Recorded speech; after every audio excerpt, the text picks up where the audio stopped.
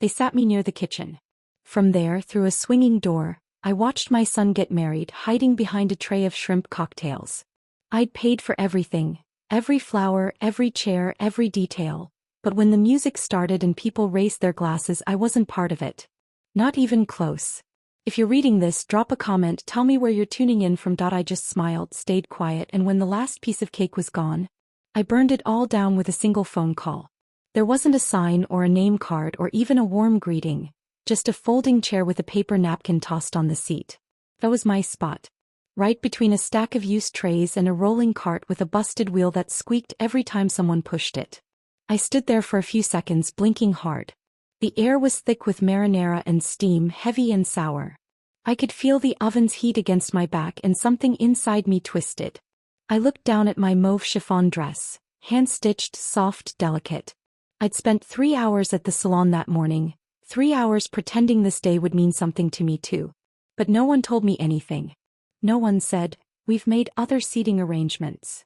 No one even looked at me when I arrived. Not even Michael. He was too busy smiling, fixing his cuff links, letting her mother kiss his cheek like she was the one who raised him. Like she was the one who stayed up all night through his night terrors. Like she was the one who worked double shifts when he needed braces and I couldn't afford both rent and his smile. I held my little beige handbag, the one he gave me years ago for Mother's Day, back when he still called me Mama. My hands shook. I could feel a strange vibration in my wrists, like something electric trying to break free. The catering manager, a young guy maybe 20, gave me an awkward smile. They said you should wait back here, ma'am. The bride didn't want, any visual clashes with the theme. I just stared at him. Theme. He winced, glancing toward the swinging doors as laughter and music spilled out from the reception hall. For the photos, he mumbled. I sat down slowly. The chair creaked. There was a dark stain under my feet, gravy maybe, and my shoes stuck slightly when I moved them. I looked at my nails, freshly painted a soft pink, then at the cold chicken breast someone had dropped in front of me on a chipped plate. The worst part, I didn't say a word. Because it was his day. Because I told myself, don't ruin this for him. Don't be that mother. Because I'd paid for everything and still believed that meant something. I pulled out the ceremony program, elegant cursive on cream cardstock. My name wasn't anywhere. Her father walked her down the aisle. Her mother gave the first speech. Me. I was the wallet. The ghost in the kitchen. The woman no one wanted in the photos. The door swung open again. I caught a glimpse of the chandelier, the band, the first dance. Michael and Olivia, spinning under soft golden light. He didn't look my way once. I pressed my napkin to my lips, pretending to dab at nothing. My eyes burned. I told myself it was the onions, the heat, not the betrayal. But it was. God, it was. And deep inside, something cracked, quietly, like a hairline fracture in glass. You don't notice it until everything shatters. I stared at the wall, peeling paint behind a fire extinguisher, so hard I thought I could burn a hole through it. That spot became my anchor, the only thing keeping me from falling apart in front of a waiter with crab puffs. Because if I started crying, I wasn't sure I'd ever stop. I took a breath. Then another. The chicken on my plate was stone cold. I didn't touch it. Someone brought dessert later. White and gold, her colors, her perfect vision. I didn't taste that either. I just made the call. Short, calm, deliberate, 3 cancellations. The flowers for tomorrow's brunch, the rest of the band's payment, and the open bar that was supposed to run until midnight. My voice didn't shake. I didn't feel guilt or regret. What I felt was power. For the first time in years. I looked down at my hands, steady now. My heart was calm. A quiet hum like an engine coming back to life. The door swung again, more laughter, more light. Let them toast without me. I had my own plans. That night I didn't sleep. Not for a second. I lay on the stiff hotel bed, still in my dress, staring at the ceiling fan spinning above me, half hoping it might just unscrew and fall on my chest. I could still smell kitchen grease in my hair, roses and sweat mixing into one sour perfume. Shame clung to my skin like a second layer. At some point I kicked off my shoes. My feet were swollen. And I just kept staring into the dark. My feet had been aching the entire reception, but I hadn't dared take the shoes off. I had to look presentable even back there by the kitchen. It was around 3 a.m. when I finally sat up. The red glow of the digital clock cut through the dark. My phone buzzed again on the nightstand. I didn't bother checking. I already knew, missed calls from Michael, from Olivia, and a message from my niece that just said, "What happened?" Everyone's freaking out. I opened the wedding budget spreadsheet on my tablet. I'd kept it perfectly organized for over a year. Every cent, every adjustment, every single upgrade Olivia asked for. Always with that tight smile and that one word she loved to use, the one that cut sharper than she realized. Elevated. Margaret, we just want something a little more elevated. That's how I ended up agreeing to the hand-calligraphed invitations from some boutique Etsy shop in Vermont. That's how the venue switched from the local church hall to a rustic chic barn outside Nashville, complete with chandeliers and antique whiskey barrels.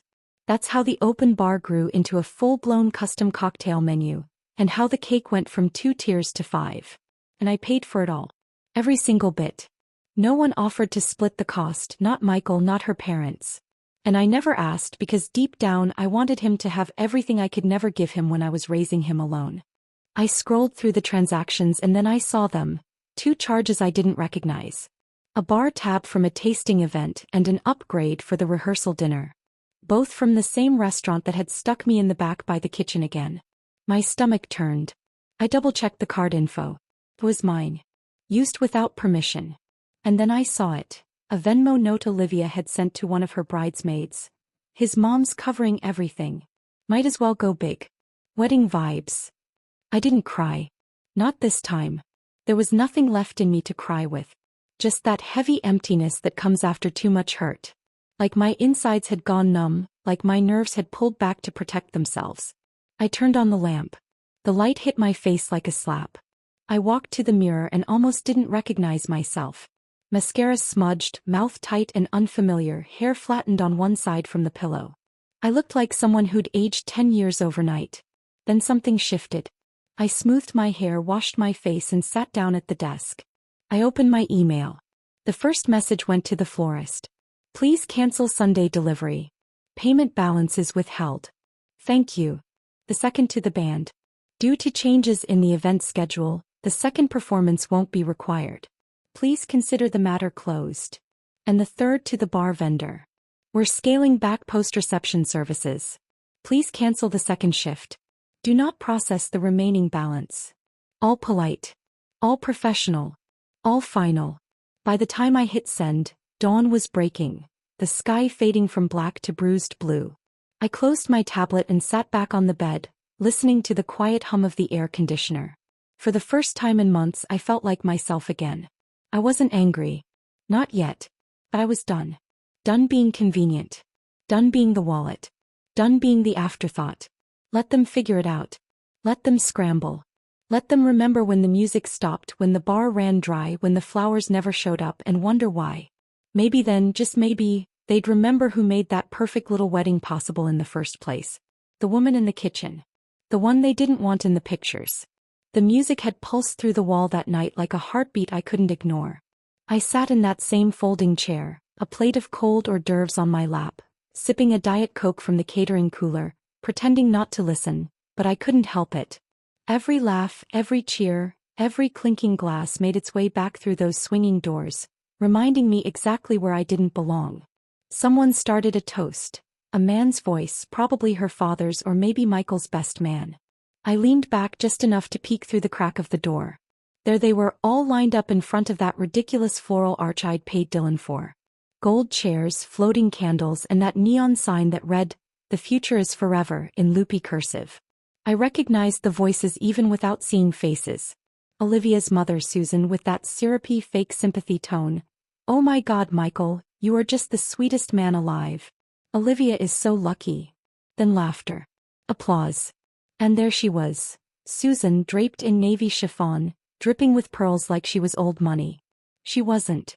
She'd met me only 3 times before the wedding, never asked about my life, never thanked me for paying, never offered to help. Next to her, Olivia's father, playing the role of suburban royalty. Loud, confident, full of himself. The same man who'd looked me dead in the eye at the rehearsal dinner and said, "We really admire your perseverance. Raising Michael on your own must have been hard." Perseverance. Like I'd climbed a mountain instead of working double shifts and scrubs so my son could grow up without hand-me-downs. And then there was Michael. My Michael. Smiling like a stranger. Sitting between her parents like he'd always belonged to them. I looked for my own family. My sister Karen sat 2 rows back next to our cousin Diane. Neither of them looked toward the kitchen. No one did. I wasn't part of the show. To them I wasn't a person. I was a problem they'd solved, with a chair in the back and a door that swung shut. Someone brushed past me, a young waitress maybe in college, and gave me a quick awkward smile when she noticed my untouched plate. "Do you want, a refill or something?" she asked softly. I shook my head. "I'm fine." But I wasn't. God, I wasn't. Every part of me ached. My feet, my shoulders, even my jaw was so tight I could feel it pulsing behind my eyes. My heart sat heavy in my chest like something spoiled that refused to move. I stared at the plate in front of me. 3 olives. A slice of brie. A sad little triangle of toast. I hadn't eaten since breakfast, but I couldn't make myself take a bite. My stomach was a fist, my throat a narrow pipe. I thought about the seating chart. Weeks ago I'd asked Olivia gently, "Have you figured out where I'll be sitting?" She gave me that same practice smile. "We're still finalizing everything, Margaret. Don't worry, you'll be included." I should have known. Oh, I did know. Somewhere deep down I already understood I was being managed. Shifted around like a prop. Invited for the checkbook, tolerated for the optics, but never truly wanted. The worst part? I'd said yes to everything. I let them carve away my place one small piece at a time. No speech, no mother-son dance. It might feel awkward, they'd said. No photos before the ceremony, no mention in the program. Just a seat by the kitchen. Then I heard Michael laughing again. That deep, rumbling laugh he used to have as a boy when I'd chase him through the sprinkler in our backyard. I hadn't heard that sound directed at me in years. Something rose in my chest. Not grief. Not even sadness. Rage, quiet, sharp, controlled rage. I stood and walked toward the swinging door. I placed my hand on its edge and pushed just enough to see through. Olivia turned her head, and for the briefest moment our eyes met. She saw me. She knew exactly where I was and what she'd done. And she smiled. Not apologetically. Not nervous or guilty. But calm. Confident. Like this was exactly how things were supposed to be. Then she turned away, tossed her head back, and laughed. That was the moment I understood. This wasn't a mistake. It wasn't some oversight. It was deliberate. She hadn't wanted me there, and Michael had let her. They both had. Something inside me shifted then. Not broken, just realigned. My place in their world had changed, and I was finally done pretending I didn't see it. Let them have their spotlight. Let them drink their champagne. They thought I was invisible. They had no idea what I could still take away. The toasts began while I stood near the kitchen door. The lights in the reception hall dimmed. Through the narrow crack I could see string lights glowing above the tables, gold chargers reflecting the shimmer. The microphones squealed once before her father's voice filled the room. Loud, booming, full of false pride. To our daughter Olivia and her perfect new husband Michael. Cheers erupted. I stepped back. Behind me the kitchen was chaos. Metal trays clanging, cooks shouting orders, a waitress arguing about table 12's gluten-free plate. I leaned against the wall, the plaster cold against my back. The smell of garlic and hot oil clung to the air. Through the door her father's voice carried on. When Olivia was a little girl she told us she wanted a fairy tale. A prince, a castle, and a happy ending. Well, sweetheart, today you got it. Applause. Laughter. My breath caught. He was never there when Michael was little. Never saw me mopping vomit off the bathroom floor at 3 a.m. Never watched me sew buttons back onto his school shirts or drive for hours through ice just to get him to a chess tournament. But tonight they were rewriting the story and I had been edited out. I looked down at my hands. My fingers were blotchy, trembling, thin-skinned. The cold air vent above made my arms prickle. Then Susan, her mother, took the microphone. "We're so grateful to be surrounded today by so many people who love Olivia and Michael," she said in that syrupy, over-rehearsed tone. "And to welcome Michael into our family. He's like a second son to us already." Another cheer. Another round of clinking glasses. Like a second son. Not a word about me. Not a single thank you to the woman who raised him. No, we appreciate your generosity. No, this day wouldn't be possible without her. Nothing. I bit the inside of my cheek so hard I tasted blood. My feet throbbed, but I refused to sit. And then came the part one dreaded most, the groom's speech. Michael stepped up to the mic. He looked radiant, confident, wearing that tailored suit I had helped pay for. I remembered his first breath in the NICU, and now here he was, grown, glowing, and unrecognizable. I just want to thank everyone for being here, he began. His voice was deeper now, practiced like he'd rehearsed in front of a mirror. I feel so lucky. Olivia, you've made me the happiest man alive.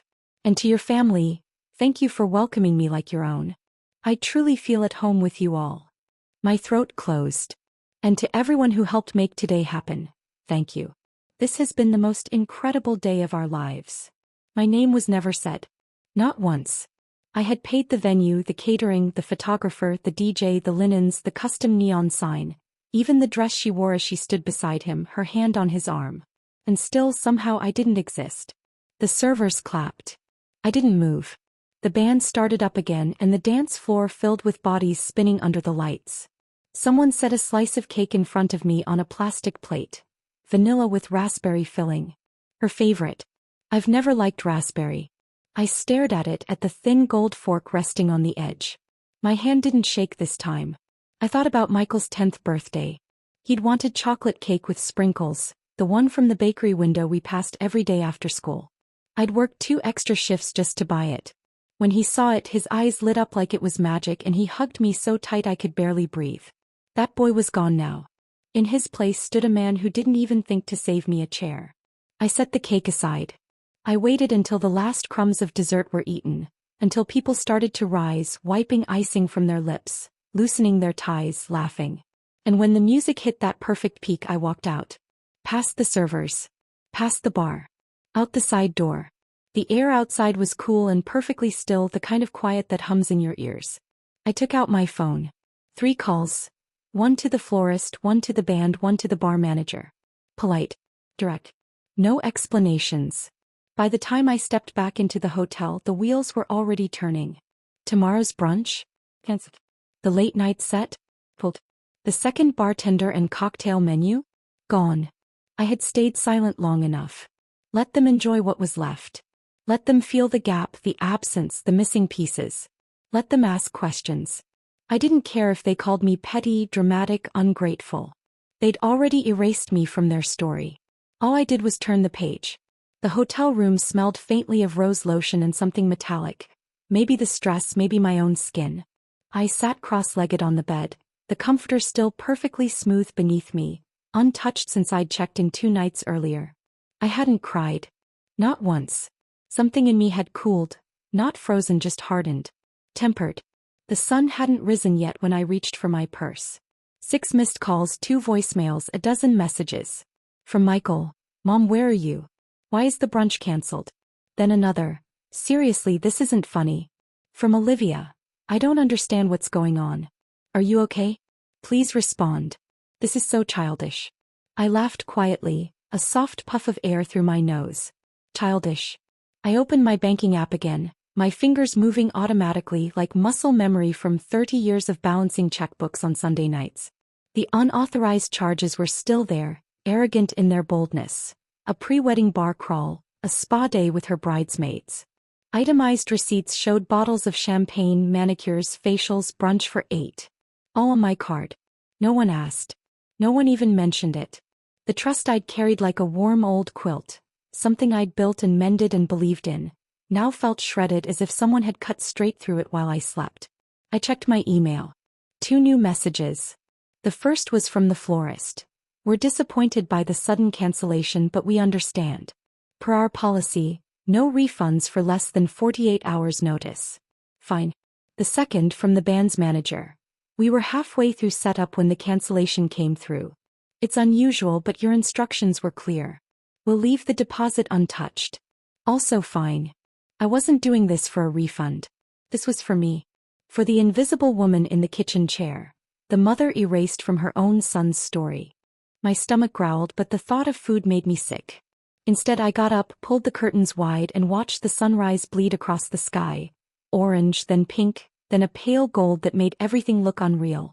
That's when I remembered. A small red file folder tucked away in the dresser drawer back home. Old papers, legal stuff, letters I'd never thrown out. I could almost feel it calling to me.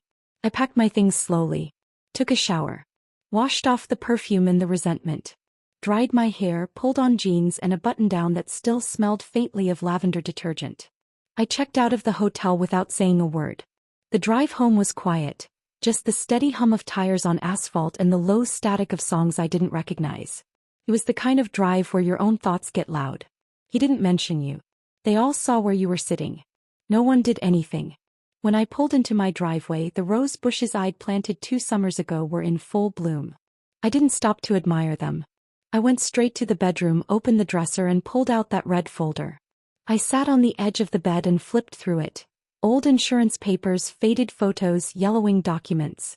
At the very bottom was a letter. The envelope was worn at the corners, postmarked from Arizona, the year my husband left. His handwriting. I remembered finding it weeks after he died. I hadn't opened it then. I couldn't. It had felt like salt in an open wound, like letting him speak from the grave before I was ready to hear him. But now I slid a finger under the flap. The paper was thin. The handwriting slanted and familiar. It began simply. Margaret, I know you never wanted to hear from me again, but I need to tell you something. I could feel my pulse quicken. My hands trembled slightly as I read. I've been carrying a secret and I can't take it to the grave. You deserve the truth. Michael isn't biologically yours. I found out years ago. Olivia was already pregnant when we got together. I thought I could pretend he was mine, but he's not. And neither of us ever told you. I stopped reading. The room tilted for a moment, then steadied again. I forced myself to finish the letter. Apologies, excuses, regrets. Words that meant nothing now. Michael, my Michael wasn't mine by blood. He was the product of an affair. Another woman's child, left on my doorstep like a test I never knew I was taking. And somehow, I passed. God help me, I passed. Every scraped knee, every bedtime story, every night I worked late so he could have sneakers instead of hand-me-downs. I passed with flying colors. And still I'd been discarded. Replaced. Erased. But now there was something else. A kind of clarity sharp enough to cut through all the years of silence. I was done bleeding. I didn't cry. Even as I sat there with that letter trembling in my lap, heavier than anything I'd ever held, not one tear fell. What would be the point? Tears had built Michael's childhood. Tears had paid for his shoes, his inhalers, his first car. Tears soaked my pillow after his father left, and again when he walked across that high school stage without turning once to find me in the crowd. I'd run out of tears years ago. What I had now wasn't grief, it was focus. I walked to the kitchen, poured myself a cup of coffee, black, strong, and sat by the window. The neighbor's sprinkler clicked and hissed across the lawn. Just another Sunday morning. But I wasn't the same woman who'd paid for someone else's fairy tale and been given a folding chair behind the punch bowl.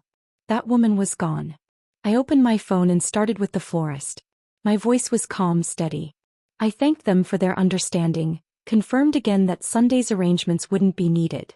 I didn't explain. I didn't owe them that. Next was the band. Same tone. Same silence. Then the bar service. Hi, this is Margaret Langley. Yes, that's right. I'm calling to cancel the cocktail reception for the post-wedding brunch. No issues. Just a change of heart. Thank you. 3 calls. 3 clean cuts. I could have stopped there. But I didn't. I knew what was coming.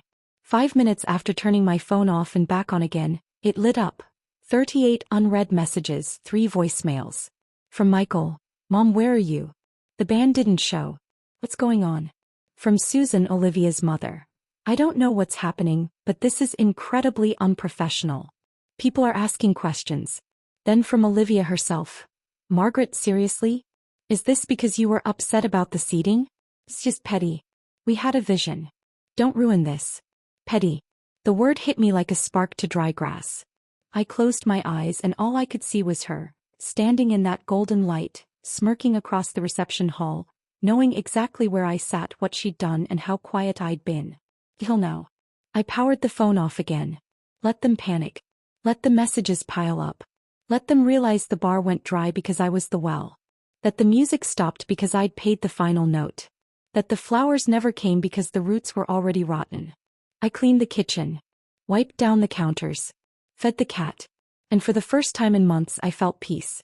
Around noon the doorbell rang. I didn't move. Let them knock. Let them sweat in the heat of their own discomfort. Later that night I opened Facebook and posted a single photo. Not of the wedding. Not of me. Just a picture of the check I'd written, the one that paid for it all. The account number blurred, my signature clear. No caption. No explanation. Just proof. A receipt of sacrifice. Then I logged off. Not just from Facebook but from the guilt, the silence, the years of pretending this wasn't betrayal. I didn't need their explanations or excuses. Let them sit in the wreckage. I wasn't going to save them from it. The silence that followed was deafening. No more messages. No more calls. Just that stretched out quiet, like the eye of a storm sitting over my house. They were waiting, wondering what I'd do next. Truth was, I didn't know either. But whatever it was, it would be mine. Monday morning, I brewed another cup of coffee and sat by the window. No makeup. No earrings. Just me, the morning light, and the hum of the fridge behind me. Michael hadn't called since yesterday. His last voicemail was short and clipped. You really made a scene, Mom. Everyone's talking. You embarrassed us. I don't know what you were trying to prove, but you crossed a line. I didn't even flinch. Because here's the truth no one likes to say out loud. You can give everything to someone. Your time, your money, your love. And still be disposable. You can build their entire world and still be told you don't fit the aesthetic. The betrayal didn't surprise me anymore. What surprised me was how little I cared now that I'd stopped begging for their approval. That morning, I deleted his contact from my phone. Just the name, the number stayed. I didn't need to forget him. I just didn't want his name lighting up my screen anymore. Like it still belonged there. Round noon I went out. Groceries, the post office, a few errands.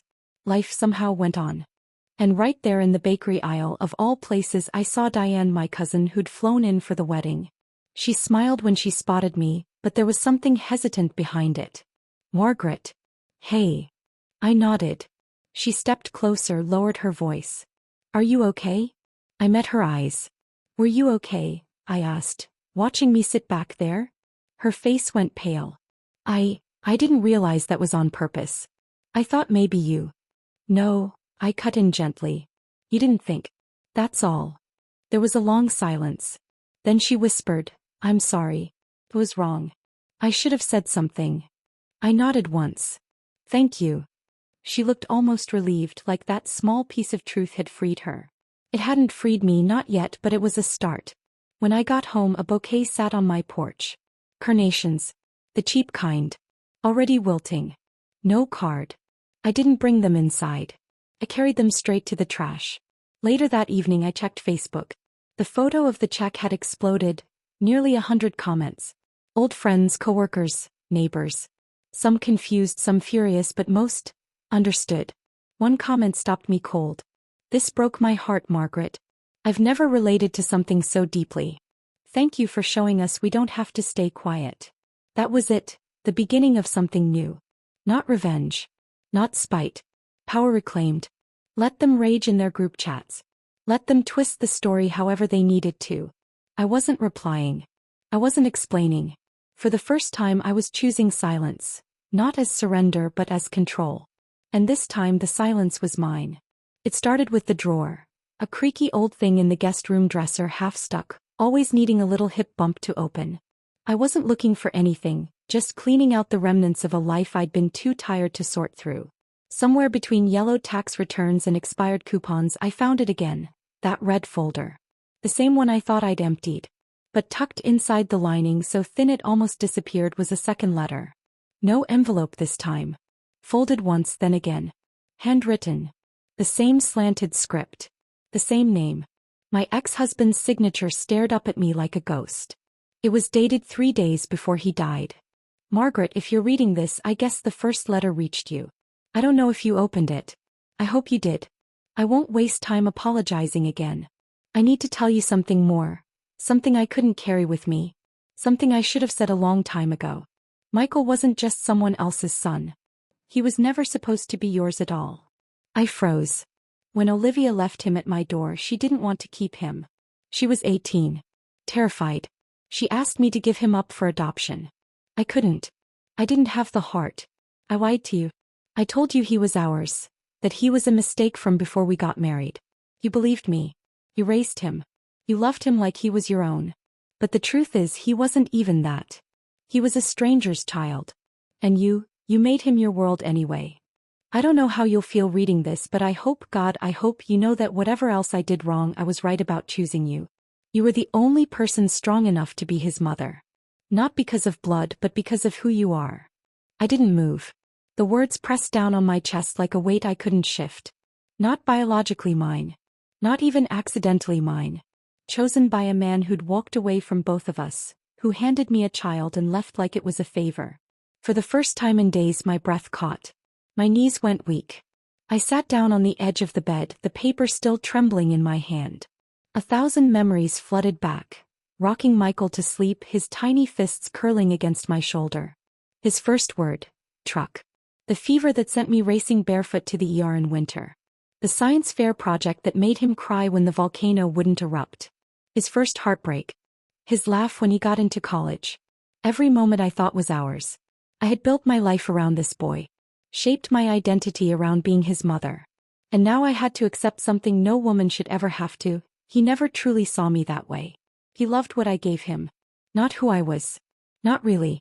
If he had, he never would have let her put me in that kitchen. He never would have stayed silent. He never would have let them erase me. I smoothed the letter flat against the bedspread. It didn't feel like betrayal anymore. It felt like freedom. For 62 years I'd lived as a version of myself that existed only in service to others. Wife, mother, provider, ghost. But with that truth staring up at me in fading ink, I saw something I hadn't before. Power. I had loved completely, even when what I loved had never been mine. I stayed when others left. I built a family from nothing but will and heart. And now I could choose again. Starting here. Starting now. I left the letter on the kitchen table. Didn't hide it. Didn't tuck it away.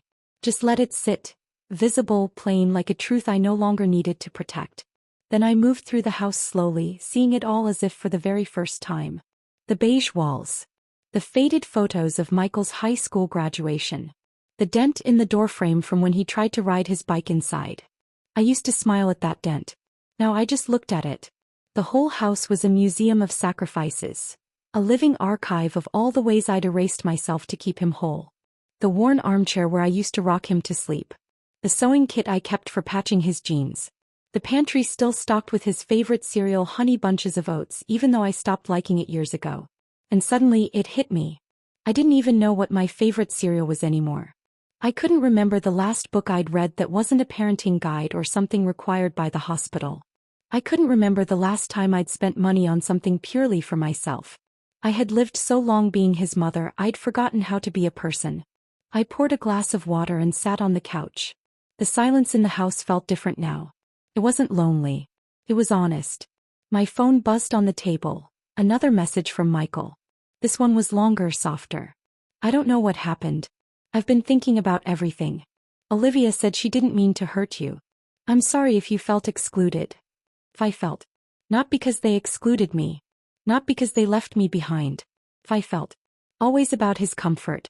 His distance from blame. I didn't respond. Instead, I picked up the remote and turned on the TV. A cooking show hummed softly through the living room. My eyes drifted to the letter on the table. He wasn't mine. Not by blood. Not even by law. But I had been his. Until the day he made it clear I was no longer part of the family he was building. The ache I felt wasn't for him anymore. It was for the version of myself I'd left behind. The woman who wrapped dollar store gifts in perfect bows, who stayed up late baking cakes, who asked for nothing in return but a smile. I had been his background music. His safety net. His quiet, reliable silence. But no more. That evening I took every framed photo of us off the walls. Not out of anger. Not out of spite. Because it was time. Time to stop living in a shrine to a version of motherhood that demanded I disappear. I boxed them gently, wrapping the glass in old towels. Labeled the box. Memories, not obligations. Then I made dinner just for me. Lemon butter pasta with roasted cherry tomatoes and garlic. No chicken nuggets, no side of mac and cheese. Just what I wanted. I lit a candle. Played soft jazz. Set the table for one. It was quiet. But not empty. It sounded like peace. That night I started a list. Not invitations, not guest seating. Just a yellow notepad and the sound of my pen scratching softly across the paper. I wrote down names, not people I owed anything to but people who made me feel seen. Claire, my old friend from the ER who used to sneak me coffee during double shifts. Mr. Henderson, my neighbor who always shoveled my driveway before I could get outside. Dina, from the bookstore I visited every Sunday who always asked about my week and actually listened. Nurse Janet, who once stayed late on her own birthday to help me cover a shift. None of them shared my blood, but each had given me something my own son never had: presents. That was the new theme. People who saw me. It wasn't a wedding or a holiday. Just a dinner. My house, my table, my food. No folding chairs. No kitchens in the back. I spent the next few days getting ready. Not to impress anyone, just because I wanted to. For the first time in years, I wasn't preparing something for someone else's story. This time it was mine. At the market I picked out everything myself. Fresh basil, garlic, heirloom tomatoes. Not a frozen appetizer in sight. I even bought a new tablecloth, blue with bright sunflowers. It reminded me of something I might have loved when I was 20, before all the shits started stacking up like bricks around my life. The morning of the dinner I woke early and put on music. Van Morrison, Stevie Nicks, Norah Jones. The house smelled like lemon zest and olive oil, like warmth and effort and home. The first guest arrived just before 6. Claire with a bottle of red wine and a huge grin. "You look amazing, Maggie." And I did. My hair was soft, silver at the temples but loose and free. A linen blouse that felt light against my skin. No Spanx. No mascara. No tension hiding in my shoulders. Just me. The others trickled in one by one. 6 guests in all. Laughter at the door. Hugs that lingered. Wine poured freely without asking permission. We sat at the table I used to fold laundry on. The same one where Michael and I did math homework when he was little. Now it was filled with passing plates, clinking forks, napkins pressed to smiling lips. And I laughed too. Really laughed. Someone told a story about a disastrous first date. Someone else confessed they steal pens from the bank every week just out of spite. And somewhere between dessert and seconds, it hit me: this was family. Not the kind you're born into. The kind you build. They weren't assigned by blood but chosen, intentionally, authentically. For once I didn't feel forgotten. I didn't feel managed or small. I felt present. Toward the end of the evening, we sat beneath the string lights I'd hung across the back porch. The air was cool, the night full of that easy golden hum that happens when laughter fades into comfort. Claire raised her glass. "To Margaret," she said softly, "for being the kind of woman who reminds us it's never too late to take your seat at the head of your own table." Everyone clinked glasses. I laughed, warm and quiet, and when I lifted mine I meant every word. "To finally being seen," I said. The knock came the next day just after noon. Not loud. Not hurried. Just steady, like he knew I was home and wasn't leaving until I answered. I stood in the hallway barefoot, watching his shadow blur behind the frosted glass. Michael.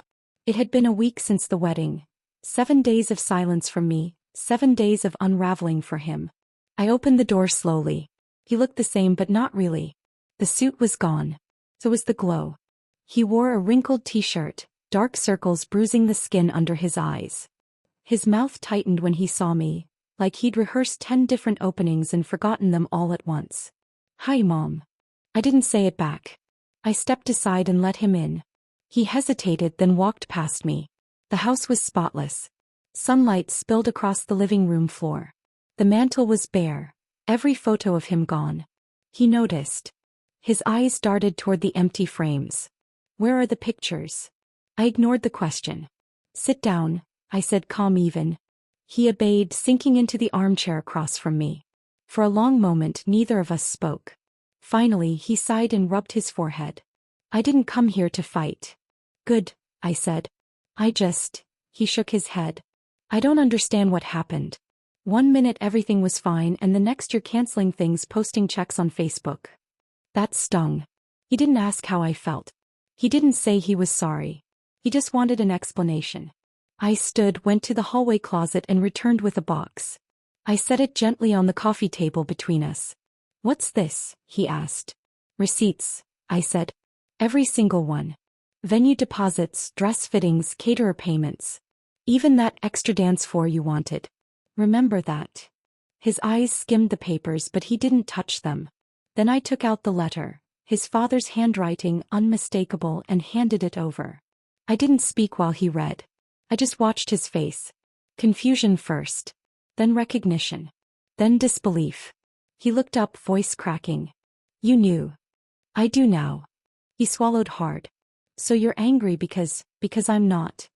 I'm not angry because you're not my biological son, I cut in. I'm angry because I raised you, Michael. I gave you everything I had.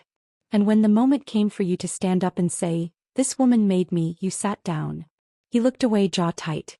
You let them push me into the kitchen, I said, my voice steady. You watched them humiliate me. You said nothing. That's what broke me. Not your DNA. Not the money. Your silence. He finally whispered, I didn't think it would matter. Olivia said it would be better for the pictures. For the look. I didn't think you'd be hurt. I let out a short, cold laugh. You didn't think. Exactly. I walked over to the mantel and picked up an empty frame. This used to hold your kindergarten graduation photo. You had a missing tooth and marker on your shirt. You ran straight into my arms. I turned the frame face down. I'm done holding on to versions of you that no longer exist. He flinched like I'd struck him. Mom. No, I said firmly. I'm not your backdrop anymore. I'm not your bank. I'm not your afterthought. He stared at the floor, jaw working, eyes wet. I'm sorry, he said quietly. Too little. Too late. I closed the lid on the box and handed it to him. These are yours now. Every receipt, every record, every reminder of what you chose to overlook. He hesitated, then took the box. I walked him to the door. He paused at the threshold, searching my face for softness. A sign the door might reopen someday. But it wouldn't. You always said I was your whole world, he murmured. You were, I said. And now I'm finally mine. Then I closed the door. That evening the house was warm with laughter. Real laughter. The kind that fills your chest and makes your eyes crinkle without you realizing it. The kind that echoes through the walls and reminds you that you're still alive. The smell of garlic and rosemary drifted through the air. The table was dressed in blue and sunflower yellow, mismatched plates and cloth napkins folded into little fans. A single candle flickered in the center. Not for show, just because I liked the way the flame danced on the silverware. My guests were gathered in the living room, sipping wine, trading stories. Mr. Henderson was in the corner telling everyone about the time he locked himself out of the house in his underwear. They were howling with laughter. Claire wiped tears from her cheeks, laughing so hard she couldn't breathe. Me. I stood barefoot in the kitchen holding a glass of wine, smiling. Not waiting to be called in. Not hidden behind a swinging door. Not forgotten. I was the hostess. I was present. I was seen. I plated the last dish, roasted vegetables with thyme and sea salt, and brought it out to my table. My table. The one I'd built for myself. And as the laughter swelled again, soft and alive, I finally understood what freedom tasted like. As I set the dish on the table, someone started clapping. Chef Margaret strikes again. Claire grinned, lifting her glass. We laughed, passed the bowls, poured more wine. Conversation flowed like something warm and familiar. Somewhere between the second helping and the last bite of cornbread, Claire raised her glass again. I think we should toast, she said. Everyone nodded. To what? Dina asked, smiling. Claire turned toward me. To choosing yourself, she said, and to knowing when to stop giving to people who only know how to take. Glasses lifted all around the table. And this time I lifted mine too fully. I stood. My hands didn't shake. My voice didn't waver. I looked at each face around that table. People who weren't bound to me by blood or obligation, but by choice, by care, by respect. And I said, to the mothers who stayed quiet for too long.